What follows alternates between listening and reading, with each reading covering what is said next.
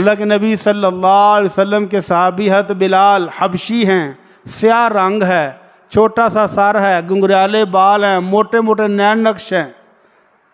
اور سعد بن ابی وقاص رضی اللہ تعالی عنہ، اور حضرت ابو ذر لال سرخ صحابی رسول ہیں، لال سرخ ہیں، اپنے قبیلے کے سردار ہیں۔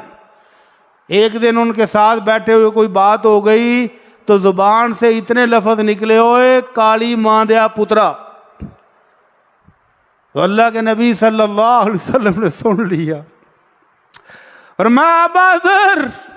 مسلمان ہو گئے ہو لیکن سرداروں والی جہالت ابھی نہیں گئی۔ یا ابا ذر انک امرؤ فیک جاہلیہ، ابو ذر یہ جاہلیت کی گندی باتیں کرنی کب چھوڑو گے؟ یہ بدبودار متکبرانہ لہجہ کب چھوڑو گے؟ ابو ذر نے ایسی توبہ کی کہ زندگی کے آخری لمحے تک یہ بات یاد رکھی۔ ایک موقع آیا، دیکھنے والے نے دیکھا کہ ابو ذر نے جیسا سوٹ پہنا ہوا ہے ان کے نوکر نے بھی ویسے ہی سوٹ پہنا ہوا ہے، پتہ نہیں لگتا سگے بھائی ہیں کہ باپ بیٹا ہے۔ پوچھنے والے نے پوچھ ہی لیا کہ حضرت یہ سوٹ آپ نے اپنے نوکر کو بھی ویسا ہی بنوا دیا ہے جیسا آپ نے خود پہنا ہوا ہے؟ کہنے لگے ہاں، ایک موقع پر میری زبان سے نکل گیا تھا وہ ایک کالی کیا پترا، اس کے بعد اللہ کے نبی صلی اللہ علیہ وسلم نے جو ہدایت دی تھی، فرمایا تھا ابو ذر یہ متکبرانہ ظالمانہ جاہلیت کی باتیں زبان سے نہ نکالا کرو، یہ تمہارے خادم، یہ تمہارے نوکر تمہارے بھائی ہیں، تو ان بھائیوں کا حق یہ ہے